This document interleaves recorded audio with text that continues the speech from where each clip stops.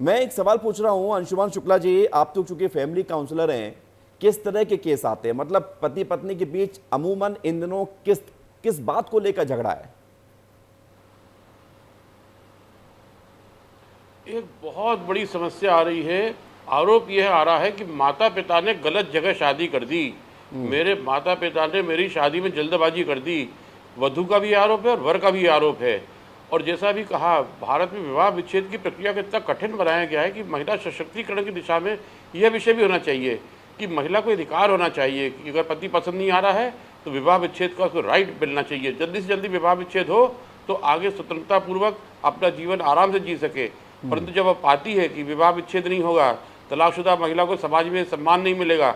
आज की तारीख में तलाकशुदा महिला को विधवा स्त्री से ज़्यादा सम्मान और ज़्यादा सुविधाएं मिल रही हैं। आंगनबाड़ी की भर्ती हो, कोई भी भर्ती हो, तलाकशुदा को वह समस्त सुविधाएं प्राप्त हो रही है जो विधवा स्त्री को प्राप्त होती हैं। परंतु हमारे यहाँ विवाह विच्छेद को इतना बुरा माना गया है, कोई भी इसके लिए सहमत नहीं होता, ना मायके वाले ना ससुराल वाले। तो ये सारा दुष्परिणाम हमको भोगना पड़ता है। न्यायालय में लंबे मामले चल रहे हैं, सारी लड़ाई तो अपने को पहले वकील से लड़ना पड़ जाती है। अपना वकील ही अपना दुश्मन बन जाता है, न्यायालय तो बहुत बाद में आता है, उस तक पहुंचना कठिन कार्य हो जाता है। ये तो सारी संभावनाएं हो गई शुक्ला जी। ये मतलब अब तक आप एनकाउंटर कर रहे हैं। अब मुझे इस मोबाइल के बारे में बताइए, किसी भी पति पत्नी के रिश्ते में इस मोबाइल ने क्या क्या खराब कर दिया है? 7 साल तक 7-7 घंटे मोबाइल में बात करने वाले शादी के बाद 7 दिन के अंदर ही एक दूसरे के मोबाइल पर शक करने लगते हैं, मोबाइल चेक करने लगते हैं, उसका वो खोलने लगते हैं, प्राइवेट क्या कहते हैं पासवर्ड वगैरह जानने की कोशिश करने लगते हैं। इतना अविश्वास, इतना संदेह, इतना दोषारोपण अकारण ये स्थिति बन गई है कि मोबाइल तो जीवन का नरक का द्वार बन गया है। मोबाइल ने जीवन में इतनी तकलीफें खोल दी है कि सोच नहीं सकते। एक दूसरे की प्राइवेट लाइफ की फोटो निकालने का प्रयास कर रहे हैं, कौन किससे बात कर रहा है, कौन किससे मिलने जुल रहा है। इतना पराकाष्ठा पर आ गया है, विश्वास टूट चुका है कि अब मेरे ख्याल से इसको वापस लौटना संभव अच्छा नहीं हो अंशुमान जी, पाएगा। एक सवाल मैं आपसे और कर रहा हूं, फिर बाकी मेहमानों के पास जा रहा हूं। आपने मोबाइल को लेकर कहा, अब चूंकि कुछ शक होगा तभी तो मोबाइल ज्यादा चेक किया जाता है। अब थोड़ा सा भी अगर शक होगा तो फिर पति या पत्नी एक दूसरे का मोबाइल क्रॉस चेक करेंगे, डिटेल्स चेक करेंगे, किससे क्या चैट हो रही है ये चेक करेंगे, कहाँ जा रहा है घूमने के लिए। अब तो बहुत सारे एप्लीकेशन का इस्तेमाल करके रियल टाइम लोकेशन भी चेक की जाती है। ये सब तो इसलिए है क्योंकि शक गहराता चला जा रहा है, या शुरुआत से ही शक हो जाता है? अंशुमान शुक्ला जी। विवाह के पूर्व से ही शक, बाद में भी शक, हर घर में हर हाथ में मोबाइल। जी अच्छा, सास बहू के रिश्ते भी बड़े तनावपूर्ण हो गए। तभी तो हम लोगों ने सलाह देना चालू कर दिया बहू को कि सास को भी मोबाइल दे दो, उसको भी रील बनाना सिखा दो, क्रीम लिपस्टिक पाउडर सास को दे दो, सास की भी फोटो भेजना चालू कर दो सार्वजनिक रूप से। सास जब रील में मोबाइल में व्यस्त हो जाएगी तो तुम्हारा जीवन सुखी हो जाएगा। दोनों व्यस्त मोबाइल में, पति से मुक्ति मिल जाएगी। सास बहू मोबाइल खेल रही हैं, एक दूसरे की रील बना रही हैं, एक दूसरे का प्रचार कर रही है, बड़ा आनंद में जी रही हैं। ये एक प्रयोग जयपुर में हमने किया है। मैं लौट रहा हूं इस पर, क्योंकि हमारे पास सफलता समय मिल कम है। रही मैं जल्दी जल्दी और सवाल लेना चाहता हूं। डॉक्टर रूमा भट्टाचार्य जी, रील्स की दुनिया में जब हम देख रहे हैं स्क्रॉलिंग हो रहा है, हर चीज दिमाग में वैसे ही स्क्रॉल होता चला जा रहा है, क्या हमारी आदतें हमारे इस व्यवहार को बढ़ा रही हैं जो नहीं होना चाहिए? जी, आप अगर मुझे अनइंटरप्टेड 5 मिनट का समय देंगे तो मैं रिस्पॉन्ड जी करूंगी। 5 मिनट तो नहीं दे पाऊंगा, हाँ 2 मिनट आप दीजिए प्लीज। 5 मिनट में हमारा शो ही खत्म हो जाएगा। जी, देखिए, कोई भी रिलेशनशिप जो होती है उसका मूल जो बेसिस होता है वो ट्रस्ट होता है।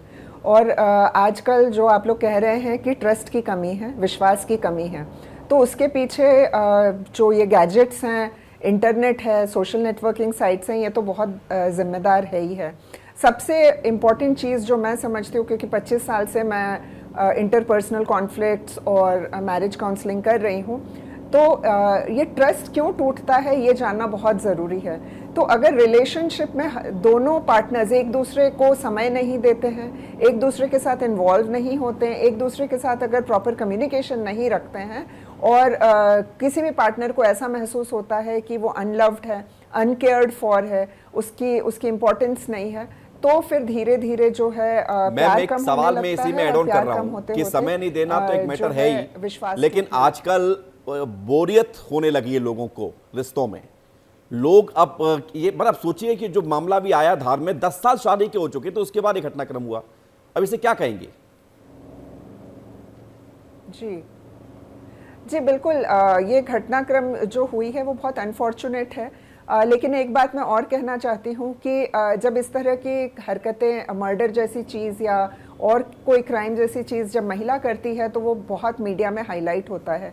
मैं एनसीआरबी के अगर आंकड़े आपको बताऊं, आज भी मोर देन 90% ऑफ वायलेंस या मर्डर्स, अगर इंटीमेट पार्टनर वायलेंस की हम बात करें तो 90% जो होता है वो मेल के द्वारा होता है, अपने पार्टनर के खिलाफ, अपनी वाइफ के खिलाफ। लेकिन ये 5 to 6% जो फीमेल्स करती हैं वो बहुत हाईलाइट हो जाता है अनफॉर्चुनेटली।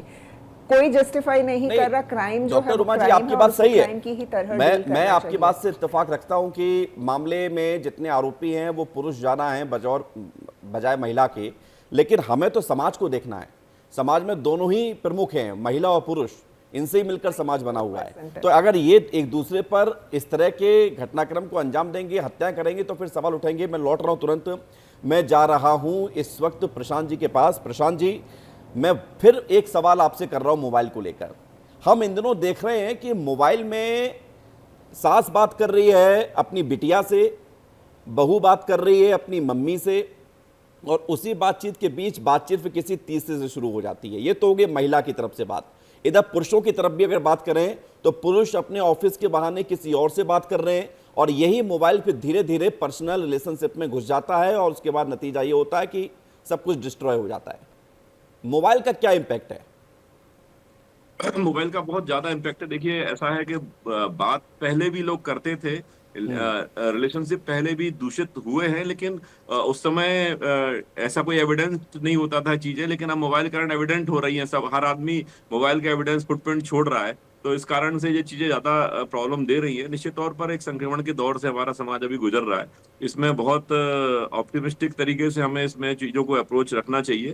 कानून और समाज की शिक्षाएं और हमारा जो परसेप्शन बदलना पड़ेगा। महिलाओं के प्रति पुरुषों का परसेप्शन है वो भी चेंज करना पड़ेगा निश्चित तौर पर, तब जाके इनसे हमें मुक्ति मिलेगी। मोबाइल के आने से एक एक बहुत ही क्रांतिकारी एक स्थिति बनी है, और निश्चित तौर पर ये शक होना एक बिल्कुल बेसिक काम हो गई है, और इस मोबाइल के कारण बहुत सारे रिश्ते टूट रहे हैं।